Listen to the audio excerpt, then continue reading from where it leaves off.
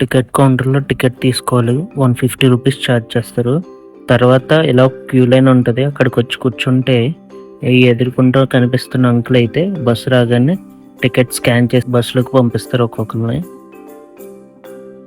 So మన ride అయితే start అయింది. జూ ఎంట్రన్స్ నుంచి అయితే మన రైడ్ స్టార్ట్ అవుతుంది.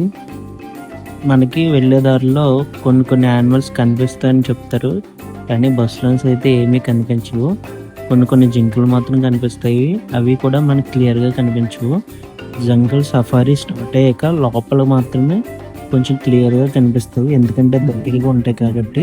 ఇక్కడ రోడ్డు నుంచి అయితే చాలా దూరంగా ఉండడం వల్ల మనకి బస్సులోంచి ఏమీ కనిపించవు. ఫస్ట్ డీర్ సఫారీలోకి అయితే తీసుకెళ్తారు. డీర్ సఫారీ అంటే ఏం లేదు, అక్కడ మనకి జింకలు అయితే ఓపెన్గా వదిలేసి ఉంటాయి. వాటి దగ్గరికి అయితే బస్సు వెళ్తుంది. ఇలా చెట్ల పక్కన ఎక్కడన్నా కనిపిస్తే అక్కడ గుంపు దగ్గర బస్సు అయితే ఆపుతారు. మనం ఆ బస్సులోంచి వీడియోస్ అవి తీసుకోవచ్చు. బస్సు అయితే మొత్తం క్లోజ్డ్గా ఉంటుంది, జస్ట్ చిన్న గ్యాప్ ఉంటుందంటే చూడడానికి. మిగతాదంతా మెటల్ ఫ్రేమ్తో కవర్ అయిపోయి ఉంటుంది. ఇక్కడైతే ఒక ఎక్కువ జింకల గుంపు అయితే కనిపించింది, మిగతా ఎక్కడ నాకైతే అంత కనిపించలేదు, చాలా తక్కువ. దీనికన్నా జింకలు మనం నార్మల్గా జూలో వెళ్తున్నప్పుడే మన దగ్గరికి అయితే వస్తాయి. అక్కడైతే చూసి బాగా మనం టచ్ కూడా చేయొచ్చు, కాకపోతే ఎటువంటి ఫుడ్ పెట్టకూడదు అంతే. ఇప్పుడు బస్సు అయితే లయన్ సఫారీలోకి ఎంటర్ అవుతుంది. సో మెటల్ మెష్ ఉంటుంది, ఆటోమేటెడ్ గేట్, అది ఓపెన్ అయిపోయిన తర్వాతే బస్సు అయితే లోపలికి వెళ్తుంది. మళ్ళీ బస్సు వెళ్ళగానే క్లోజ్ అయిపోద్ది ఆటోమేటిక్గా.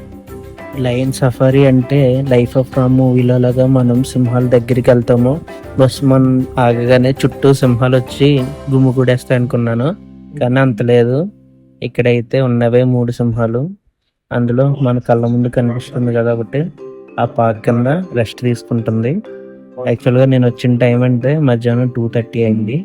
అందువల్ల ఏంటంటే వాటి ఫుడ్ తినేసి రెస్ట్ తీసుకునే టైము, అందుకనే చెప్పి అవి కొంచెం బద్ధకంగా అయితే ఉన్నాయి. ఇక్కడ కనిపిస్తుంది కదా, ఇదే ఫస్ట్ లైన్, ఇది ఆడదే. అండ్ ఇక్కడ మనకి ఈ కేజీలో కనిపిస్తుంది కదా, ఇది ఇంకో లైన్, అంత క్లియర్గా కూడా కనిపించట్లేదు. ఫైనల్లీ ఎక్కడ అనుకుంటున్న మగసింహం అయితే మన కళ్ళ ముందు కనిపించింది. ఈ రారాజు గారు కూడా తినేసి హాయిగా పడుకుంటున్నారు, చల్లగా ఉంటుందని బల్ల కిందకి దూరేశారు. సఫారీ అయితే కంప్లీట్ అయిపోయింది, కాకపోతే డ్రైవర్ గారు పాపం అని జాలిపడ్డాయంటే తెలియదు, కానీ మళ్ళీ ఫస్ట్ సింహం దగ్గరికి తీసుకొచ్చాడు. ఇది ఇప్పుడు కొంచెం అటు ఇటు బుర్ర పైకెత్తి చూస్తుంది.